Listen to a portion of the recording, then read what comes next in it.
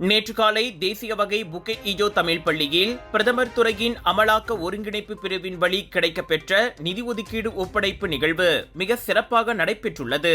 இந்த நிகழ்வில் சிம்பாங் மாவட்ட மாய்கா துணைத் தலைவர் சந்திரசேகரன் அருணாச்சலம் மற்றும் மேலும் பல பிரமுகர்கள் கலந்து கொண்டு சிறப்பித்துள்ளனர். பள்ளியின் வளர்ச்சி நிதியாக 20,000 ரிங்கேட்டை சிம்பாங் நாடாளுமன்ற உறுப்பினர் மற்றும் வீடமைப்பு மற்றும் உள்ளாட்சித்துறை துறை அமைச்சர் YB டத்தோ அஜா ஐமான் அத்திரா சார்பில் சுங்காய்பள்ளி சட்டமன்ற உறுப்பினர் லுவி கியான் கியோங் வளர்ச்சி நிதியை பள்ளிக்கு வழங்கியுள்ளார். 16 மாணவர்களை மட்டுமே கொண்டு இயங்கிய அப்பள்ளியில் தற்போது 100க்கும் மேற்பட்ட மாணவர்கள் கல்வி கற்று வரும் நிலையில் வழங்கப்பட்ட 20,000 ரிங்கேட் பள்ளி மேம்பாட்டிற்கும் விரிவாக்கத்திற்கும் பயன்படுத்தவிருப்பதாக பள்ளி நிர்வாகம் அறிவித்துள்ளது.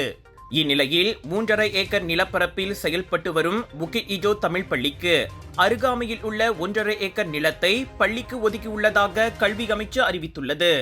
இப்பள்ளியின் உருவாக்கத்திற்கு கடந்த 30 ஆண்டு காலமாக அரும்பாடுபட்ட முன்னாள் மேலவை உறுப்பினர் மறைந்த செனட்டர் டத்தோ வி.கா. செல்லப்பன் அவர்களின் பெயரை பள்ளிக்கு சூட்ட நிர்வாகம் முடிவெடுத்துள்ளது.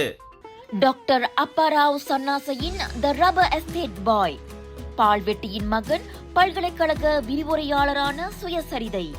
இவரின் மகள் டாக்டர் நிஷாந்தி அப்பாராவ் கைவண்ணத்தில் உருவான டிவினிட்டி இன் டைவர்சிட்டி 108 இந்து தெய்வங்களின் சுருக்க கதை. தந்தை மகள் படித்திருக்கும் இந்த சிறப்புமிகு நூல்களை உடனே வாங்கி படியுங்கள்.